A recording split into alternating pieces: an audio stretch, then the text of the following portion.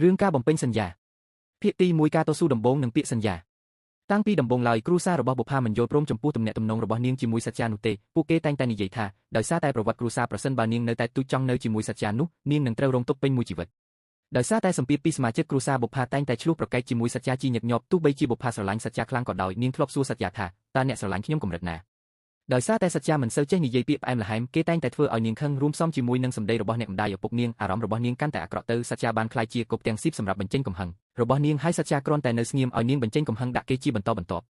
ក្រោយមកសច្ចាបានបញ្ចប់ការសិក្សាពីសាកលវិទ្យាល័យគេគ្រោងនឹងបន្តការសិក្សានៅបរទេសប៉ុន្តែមុនពេលគេចាក់ចេញគេបានសុំបុប្ផារៀបការខ្ញុំមិនចេះនិយាយពាក្យពីរោះទេប៉ុន្តែខ្ញុំដឹងថាខ្ញុំស្រឡាញ់អ្នកប្រសិនបើអ្នកព្រមខ្ញុំសុខចិត្តមើលថែអ្នកពេញមួយជីវិតចំពោះសមាជិកគ្រួសារអ្នកខ្ញុំនឹងខិតខំបញ្ចុះបញ្ចូលពួកគាត់ឲ្យយល់ព្រមចំពោះពួកយើងរៀបការជាមួយខ្ញុំបានទេក្មេងស្រីក៏យល់ព្រមហើយឪពុកម្ដាយរបស់នាងដោយសម្លឹងមើលការខិតខំប្រឹងប្រែងដែលបង្ហាញដោយសច្ចាក៏យល់ព្រមជាមួយពួកគេជាចុងក្រោយមុនពេលក្មេងប្រុសទៅបរទេសពួកគេបានភ្ជាប់ពាក្យបុប្ផាស្នាក់នៅស្រុកកំណើតចូលធ្វើការក្នុងសង្គមរីឯសច្ចាបន្តការសិក្សានៅបរទេសពួកគេរក្សាទំនាក់ទំនងតាមរយៈទូរស័ព្ទនិងសំបុត្រទោះបីជាពេលវេលាពិបាកនឹងឆ្លងកាត់ក៏ដោយប៉ុន្តែអ្នកទាំងពីរមិនដែលបោះបង់ឡើយភាគទី2សោកនាដកម្មដែលមិននឹកស្មានដល់ថ្ងៃមួយក្មេងស្រីបានចាក់ចេញពីផ្ទះទៅធ្វើការដូចធម្មតានៅតាមផ្លូវទៅចំណតរថយន្តក្រុងស្រាប់តែរថយន្តមួយគ្រឿងបាត់បង់ការគ្រប់គ្រងហើយបុកនាងដួលនៅពេលនាងដឹងខ្លួនពីភាពសន្លប់នាងបានឃើញឪពុកម្ដាយរបស់នាងហើយដឹងថាខ្លួនរងរបួសធ្ងន់ធ្ងរប៉ុណ្ណានិងសំណាងប៉ុណ្ណាដែលនាងមិនស្លាប់សម្លឹងមើលឪពុកម្ដាយរបស់នាងដែលមានមុខសើមដោយទឹកភ្នែកនាងព្យាយាមលួងលោមពួកគេប៉ុន្តែបន្ទាប់មកនាងបានរកឃើញថានាងមិនអាចសំបីតែនិយាយពាក្យមួយម៉ាត់នាងព្យាយាមអស់ពីសមត្ថភាពដើម្បីបញ្ចេញសំឡេងប៉ុន្តែអ្វីដែលនាងអាចធ្វើបានគឺគ្រាន់តែដកដង្ហើមដោយគ្មានសំឡេងនាងក៏យោងតាមវិជ្ជបណ្ឌិតរបួសនេះបានប៉ះពាល់ដល់ខួរក្បាលរបស់នាងហើយនោះបណ្ដាលឲ្យនាងក៏អស់មួយជីវិតស្ដាប់ការលួងលោមរបស់ឪពុកម្ដាយប៉ុន្តែមិនអាចសំបីតែឆ្លើយតបមួយម៉ាត់ក្មេងស្រីបានដួលរលំពេញមួយថ្ងៃក្រៅពីយំដោយស្ងៀមស្ងាត់នៅតែយំភាគទី3ការលះបង់ដោយស្ងៀមស្ងាត់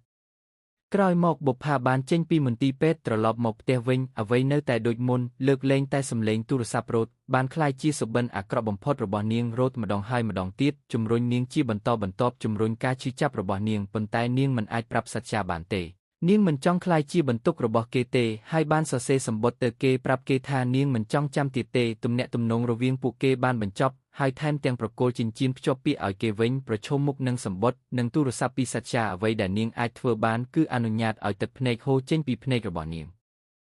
ឪពុករបស់នាងបានសម្រេចចិត្តផ្លាស់ប្ដូរទីលំនៅបន្ទាប់ពីបានឃើញការឈឺចាប់ដែលនាងកំពុងរងទុក្ខដោយសង្ឃឹមថានាងអាចបំភ្លេចគ្រប់យ៉ាងនិងមានសេចក្តីសុខក្នុងបរិយាកាសថ្មីបុប្ផាចាប់ផ្ដើមរៀនសន្សឹមរៀនភាសាសញ្ញានិងចាប់ផ្ដើមជាថ្មីថែមទាំងប្រាប់ខ្លួនឯងឲ្យបំភ្លេចសច្ចា